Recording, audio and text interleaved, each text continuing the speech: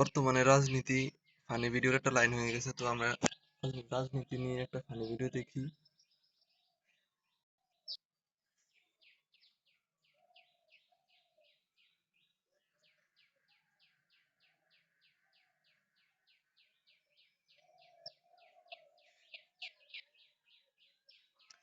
টাইটেলটা দেখে আপনারা বুঝতে পারছেন কি ভিডিও দেখবো আমরা।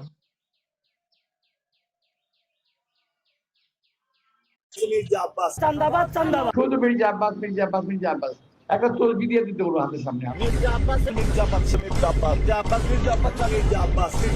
আরে কি যন্ত্রণা! কি যন্ত্রণা! পুরো দেশে চলতেছে নির্বাচন,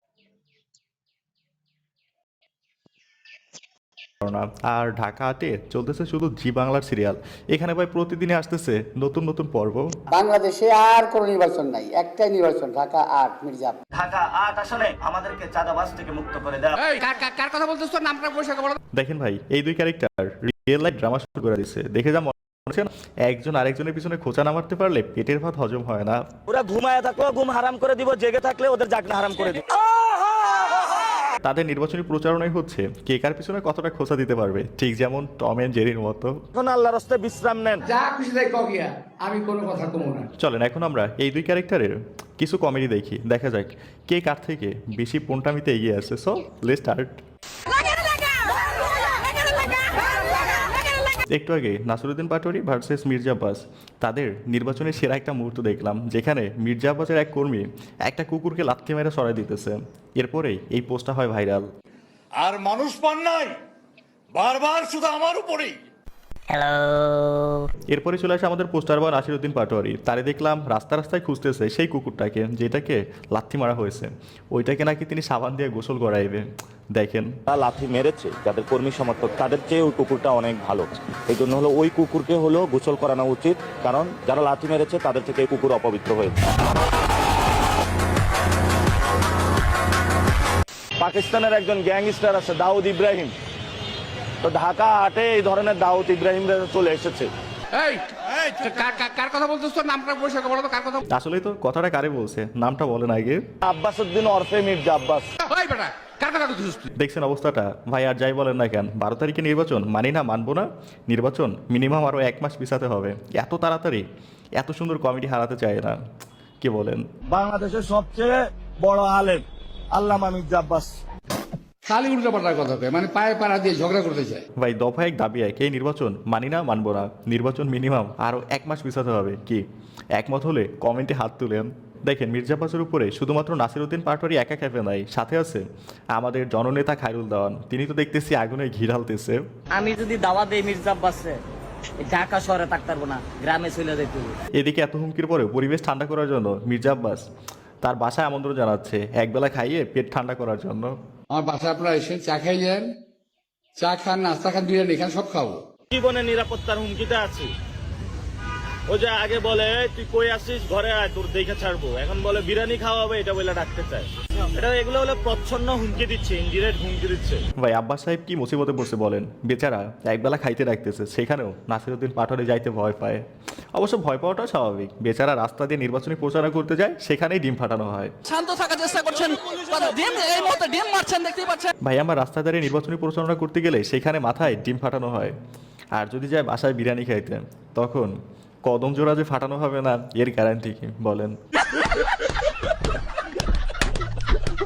নাসিরুদ্দিন পাটোয়ারি নো, পাশের বাসার আন্টি। ইয়েস, গতকালকে তো এক ঘটনা ঘটছে, শুনছেন? হ্যাঁ? একদমই ভাই, পাশের বাসার আন্টিদের মতো করে গতকাল এক ঘটনা ঘটছে, শুনছেন নি? গতকালকে একজনের কর্মী ধরা খাইছে হইলো মাদক নিয়ে।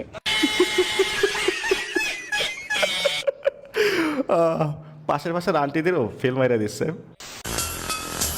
উনি ফরেন খায়, কর্মীদের বাংলা দেয় কেন? কর্মীদেরও ফরেন দিবেন। আচ্ছা। ঢাকা বিশ্ববিদ্যালয় দোয়েল চত্বর এলাকায় মদ পান এবং বিক্রি অবস্থায় মির্জা আব্বাসের এক কর্মীকে হাতে হাতে ধরছে ঢাবির শিক্ষার্থীরা। আচ্ছা আচ্ছা, উনি ফরেন খায়, কর্মীদের আচ্ছা, একটু থামিয়ে নেই, ব্যাকগ্রাউন্ড মিউজিকটা হয়তো কপিরাইট ধরতে পারে। বাংলা দেয় কেন? কর্মীদেরকে ফরেন দিবে। ভাই নাসিরুদ্দিন পাটোয়ারি পুনটামির সেরা লেভেলের। এই মুখ খুললেই এক একটা বোমা ফাটে। আমি এখন বাংলাদেশের সবচেয়ে বড় আলেম আল্লামা মির্জা আব্বাস।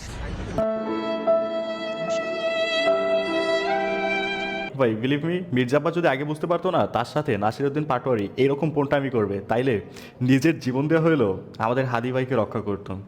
মির্জা আব্বাস এখন মনে মনে বলতেছে, আল্লাহ এ কোন গজব দিলা, কোন অপকর্মের শাস্তি এটা। রাজত্ব যাইতেছে, মান সম্মানও যাইতেছে। আরে কি যন্ত্রণা! ঘুম থেকে উঠে মানুষ নামাজ কালাম পড়ে আল্লাহর নাম নেয়। একজন আছেন উনি প্রথমে আমার নাম নেন। উনি সকালবেলা উঠে আল্লাহর নাম নিয়েই চাঁদাবাজি শুরু করেন। এখানে কি লেখা, দ্যাট ওয়ান বড়, যে সাথে থাকলে সব সময় মন ভালো থাকে। হুমকি আপনাকে এখন পর্যন্ত দিয়েছেন আপনি কিংবা পেয়েছেন আপনি? মারলই তো আমাদের। মানে প্রার্থীর পক্ষ থেকে কি আপনি সরাসরি কোনো থ্রেট পেয়েছেন কিনা এখন পর্যন্ত আপনার অপোনেন্টের পক্ষ থেকে? ওই যে বলে যে বাসায় আসো বিরিয়ানি খাওয়াবো, ওইটা বলে যদি গুম করে ফেলে। বুঝেন না, মানে ওনাদের তো সিস্টেম অনেকগুলা। ওই যে আমাদের যখন আন্দোলন করতেছিলাম তো বিভিন্ন জায়গা বলছিল গণভবনে একটু আসো, তোমাদেরকে নাস্তা রাস্তা করাবো। ওই সময় আমাদেরকে হ্যাঁ ডিবি হারুন এখানে ভাত খাওয়াইছে এটা মানুষের সামনে দিচ্ছে। পরে উনি আমার বিরিয়ানি খাওয়াইতে নিয়ে বিরিয়ানি খাওয়াবে, এটা ছবি দিবে আর ভিতরে যে আমার কেলাবে। আমাদের কেলানো খাওয়ার তো দরকার নাই, গুম করে ফেলে আমার টেরা পাওয়া যাবে না। ওই যে এরশাদ শিকদার নাকি কারো গুম করে হলো মাগুর মাছকে খাওয়াইতে, এখন ওনার ওইখানে জানেন কোন মাছ আছে পরে খাওয়াই ফেলা, আমার দরকার নাই তো এরকম রিস্কে পড়া। আচ্ছা, মজার ছিল। তবে হ্যাঁ, উপরে যে ক্যাপশনটা লেখা ছিল না, এটার সাথে একদম পারফেক্ট। এরকম একটা ফ্রেন্ড আমাদের ফ্রেন্ড সার্কেলে থাকা আশীর্বাদ স্বরূপ। এদের মতো একজন সাথে থাকলে ভাই বিনোদনের কোনো শেষ নাই। এখানে কি আছে, কিছু তেরা প্রশ্নের জবাব যেভাবে সহজে দিতে হয়। আপনাকে সবাই ডার্বি নাসির বলে কেন? আর আমাকে অনেকে ডারবি নাসির বলে।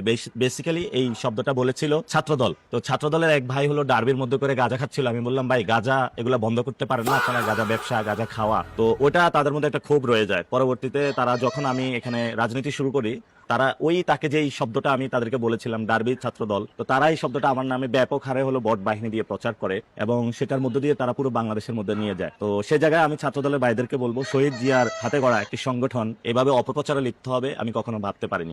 আহা হা ভাই, ইটের জবাব পুরো পাটকিল দিয়া। পোংটামিতে সেরা রে নাসিরউদ্দিন ভাই।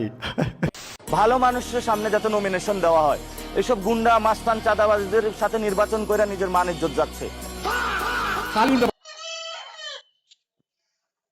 মানে পায়ে পাড়া দিয়ে ঝগড়া করতে চায়।